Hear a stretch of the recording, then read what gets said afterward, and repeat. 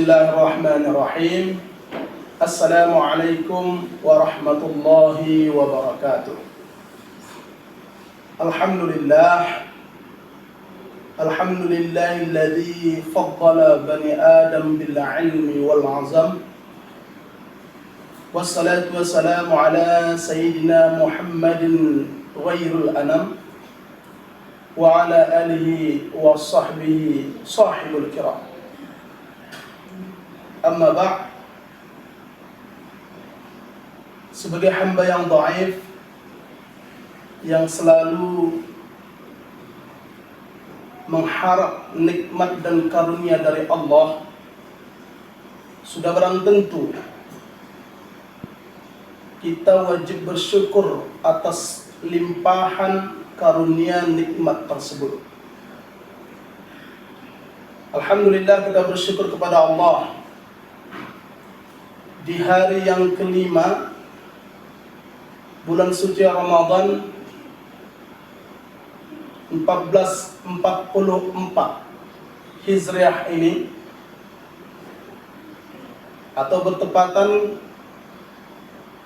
tanggal 7 April 2022. Allah masih memperkenankan kita sebagai hamba-Nya untuk menjalankan rangkaian ibadah, baik ibadah wajib di bulan suci Ramadan seperti berpuasa, maupun ibadah sunnah lainnya di malam hari seperti salat tarawih.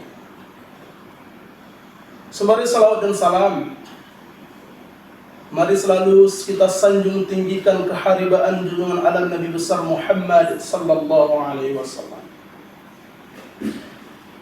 Rangkaian ibadah, pelaksanaan ibadah, syarat rukun ibadah tidak mungkin bisa kita kerjakan sesuai syariat kecuali dengan petunjuk dan sunnah dari Rasulullah, kemudian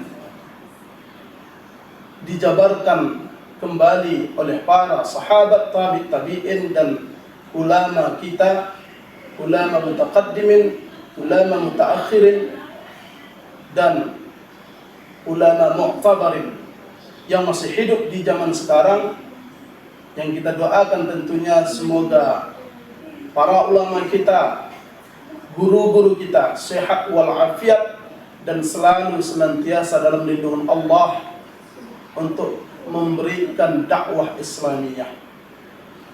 Oleh karenanya, salam ta'zim kita kepada para guru kita tersebut, ulama-ulama yang selalu memberikan pencerahan kepada kita umat, pencerahan agama, pencerahan motivasi, dan memberikan kita lebih baik dalam mengarungi hidup dan kehidupan ini. Pemirsa TMS TV yang sama-sama kita mudah-mudahan dirahmati oleh Allah Subhanahu wa ta'ala.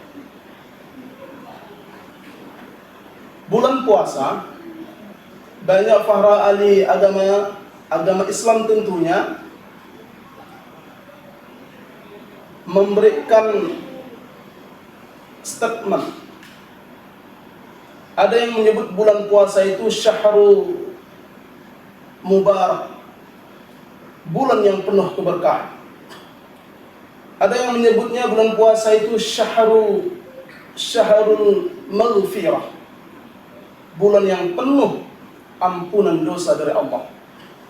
Dan ada juga yang menyebutnya syahrul rahmah, yaitu bulan yang penuh diturunkan kasih sayang Allah. Namun kali ini saya akan lebih membahas pada syahrul tarbiyah, yaitu bulan puasa, bulan yang penuh edukasi atau pendidikan. Pemirsa DMS TV yang sama-sama kita dirahmati oleh Allah Subhanahu wa ta'ala, mungkin sedikit jadi bahan pertanyaan bagi kita, kenapa saya lebih memilih tema atau kajian Syahrul Tarbiyah. Saya salah satu dosen Sekolah Tinggi Ilmu Tarbiyah Hanjah Fansuri. Kita mengetahui bahwa kampus kita bahwa sekarang masih memiliki satu fakultas, yaitu Fakultas Tarbiyah, yang insya Allah tahun ini atau paling lambat tahun depan kita akan sudah diwacanakan membuka kembali fakultas lain seperti Fakultas Hukum dan Fakultas Ekonomi. Pemirsa DMS TV yang dirahmati oleh Allah, sama-sama kita dimuliakan oleh Allah.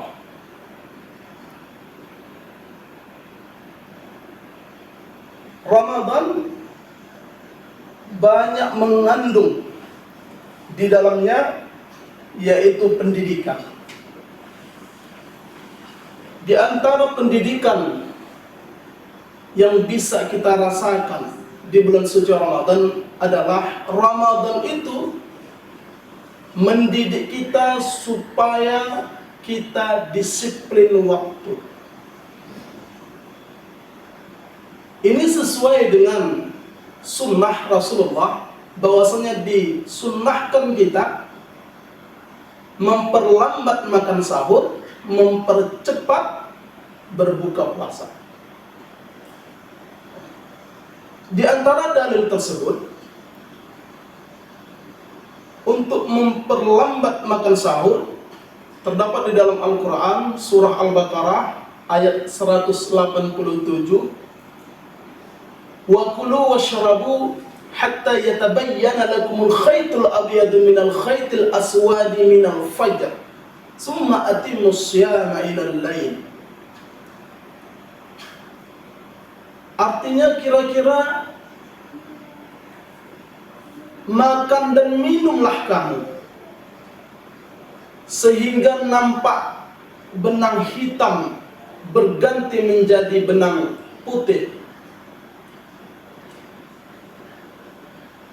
Kalau dari terjemahan umum, bergantinya pekat malam menjadi cerahnya suasana siang. Itu yang disebut dengan fajar. Summa atimmus syam, kemudian sempurnakan puasa ilal lail, hingga datang berbuka puasa atau yaitu tepatnya di malam hari. Kaum muslimin sidang pendengar DMS TV yang dirahmati oleh Allah. Penafsiran ayat ini saya meminjam penafsiran seorang dai kondang yang tidak asing bagi kita, yaitu beliau disebut dengan Ustaz Adi Hidayah. Kepakaran beliau tentang Al-Quran, beliau dikasih gelar penghormatan honoris causa langsung dari dua negara, satu Universitas Turki, satu lagi Universitas Maroko. Beliau menafsirkan ayat ini bahwa kita disunnahkan untuk makan sahur itu menjelang datangnya fajar. Kalau diestimasi antara 20 hingga 30 menit. Kata lainnya, seberapa lama kita makan, pasca makan 5 menit lagi kita istirahat, timbullah atau datanglah yaitu waktu salat subuh. Itulah sebenarnya pelaksanaan kita untuk melakukan makan sahur sehingga kita bernilai pahala karena kita melakukan kesunahan sesuai syariat. Kalau ada dipertanyakan bagaimana kalau seandainya kita makan sahur itu jam 2 atau jam 3? Sudah barang tentu boleh, namun itu ibaratnya hanya memindahkan jam makan. Sebelum puasa kita makan ba'da maghrib, ini mungkin jam 1 atau jam 2. Jadi kesunahan itu tidak sesuai sebagaimana dalil yang kita sebutkan. Kemudian yang kedua, kita disunahkan itu untuk menyegerakan berbuka. Banyak juga dalil yang menyebutkan ini untuk kesunahan kita untuk menyegerakan berbuka. Di antaranya hadis Rasulullah sallallahu alaihi wasallam, la yazalun nas bi ghairi ma ajjalul fitra.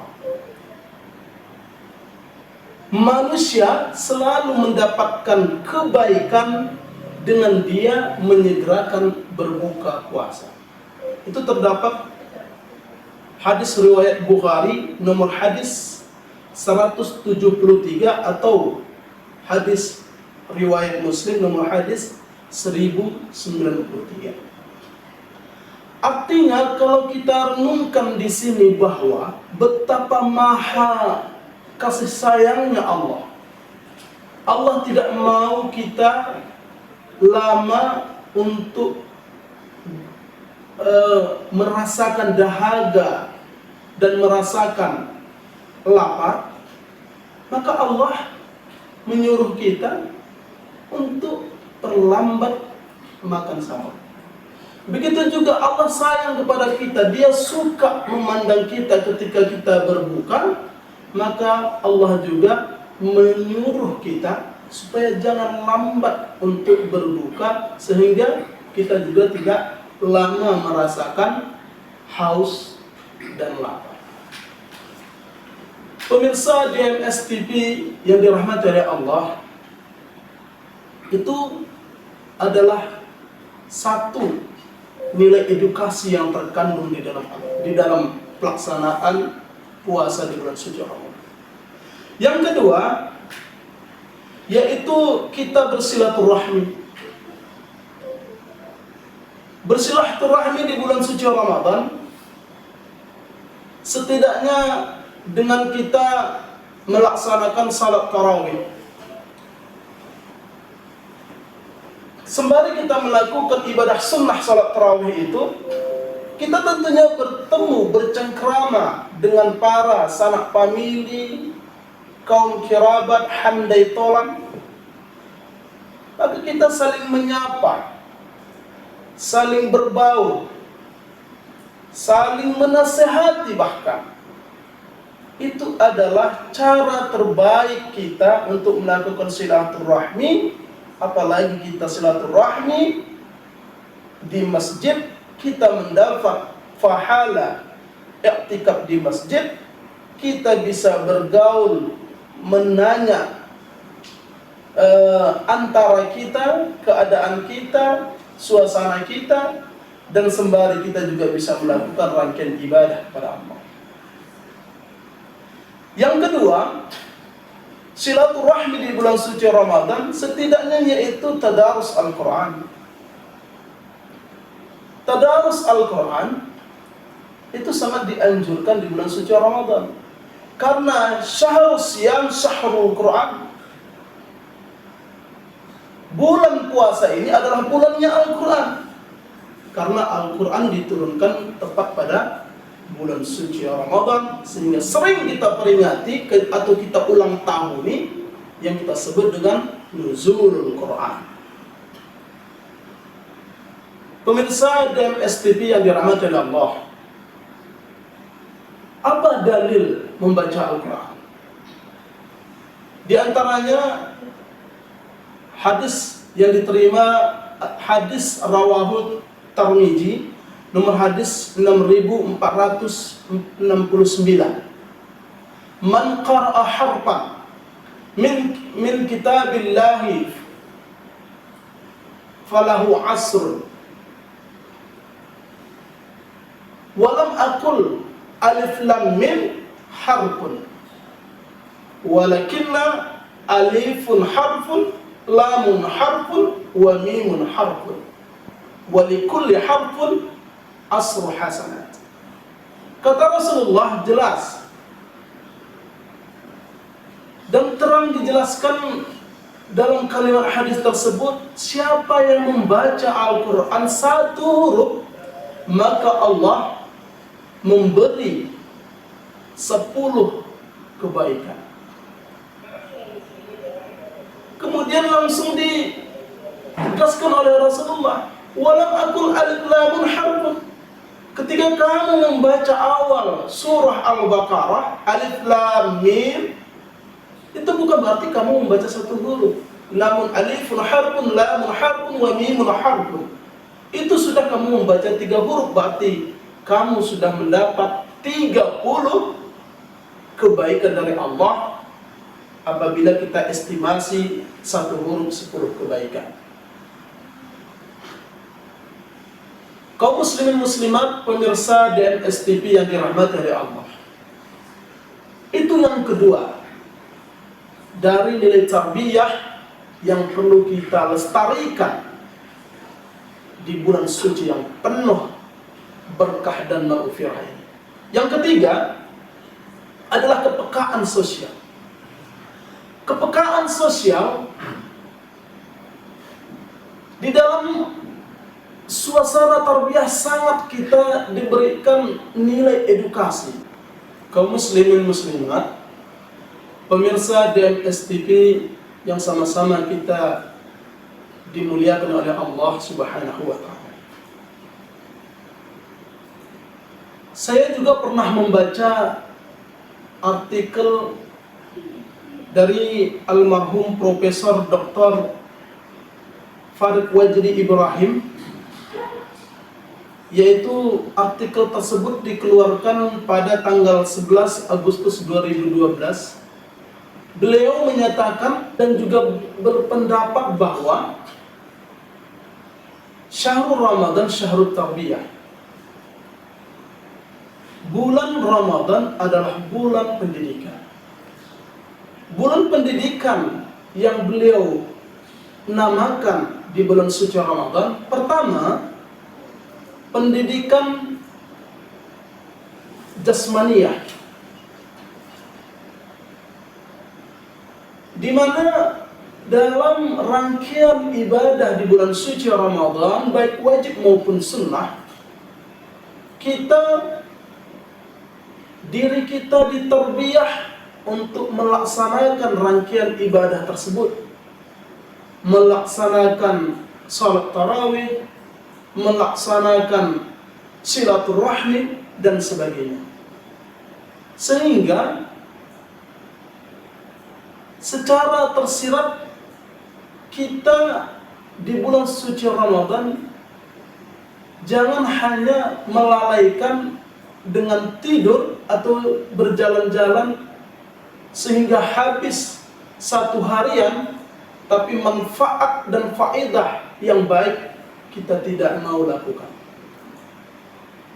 Itu yang pertama. Yang kedua, Syahrul Fikriyah.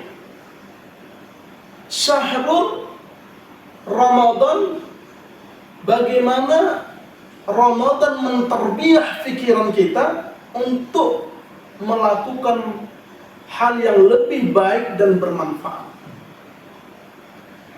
Pendapat profesor ini atau pendapat Profesor Dr. Farid Wajdi ini selaras dengan pendapat Profesor Dr.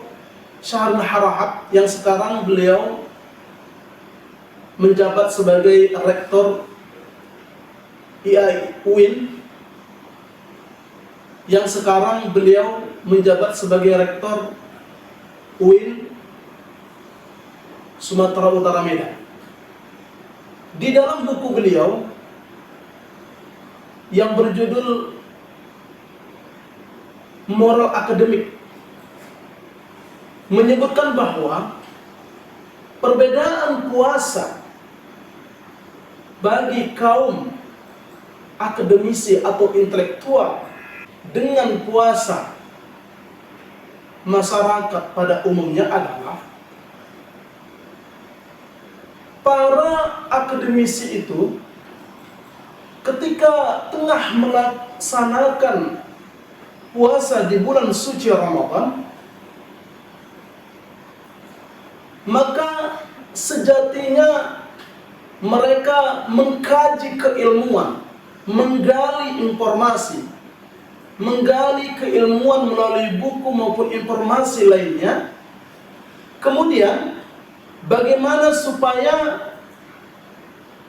bisa diimplementasikan selain bagi dirinya sendiri juga di tengah-tengah masyarakat. Sesuai anjuran hadis Rasulullah, balighu anni walau ayah. Pemirsa DMS TV yang dirahmati oleh Allah, itulah salah satu dasar Ustadz sekarang memberikan sedikit nasihat di sini, karena tadi saya merasa terpanggil, karena sekarang saya bagian dari keluarga besar Sekolah Tinggi Ilmu Tarbiyah Hamzah Fansuri. Saya merasa terpanggil secara akademik untuk menyampaikan risalah Islamiyah melalui media DMS TV. Yang kedua, bagaimana para kaum intelektual atau akademisi itu bergelut mengasah intelektualitas mereka dengan mengambil substansi dari puasa, yaitu menjalankan rangkaian ibadah-ibadah, tidak hanya ibadah yang wajib, tapi juga ibadah sunnah. Seandainya diberi pilihan antara 3 golongan atau 3 macam dari orang yang berpuasa menurut Imam Al-Ghazali, yaitu puasa orang awam, puasa khawas, dan khawasul khawas, setidaknya kaum intelektual dalam berpuasa, yaitu pada tahapan yang kedua, yaitu puasa khawas.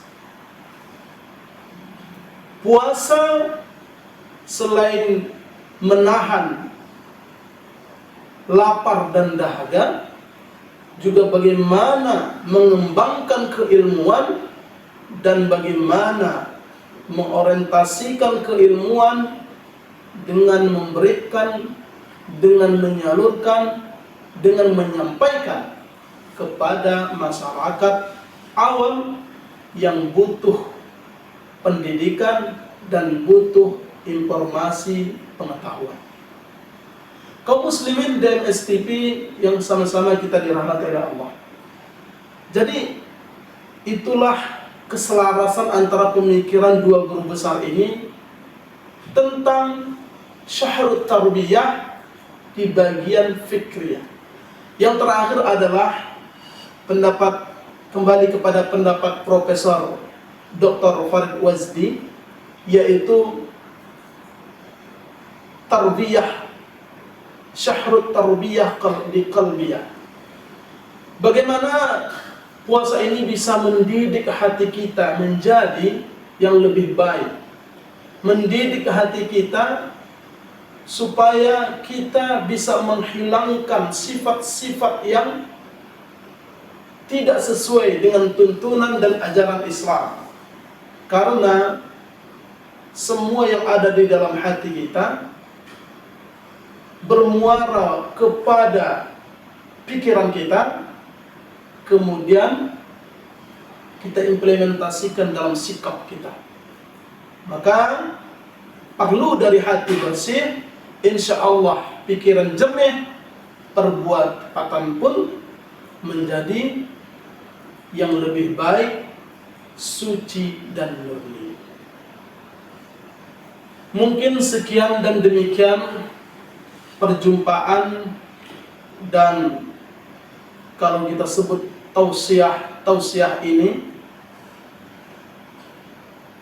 silap dan lupa dan janggal itu adalah sifat manusia yang tidak pernah terabaikan. Maka di penghujung acara ini mohon kiranya saya diberikan kemaafan. Saya akhiri dengan ucapan wallahul muwaffiq ila aqwamit thariq. Assalamualaikum warahmatullahi wabarakatuh.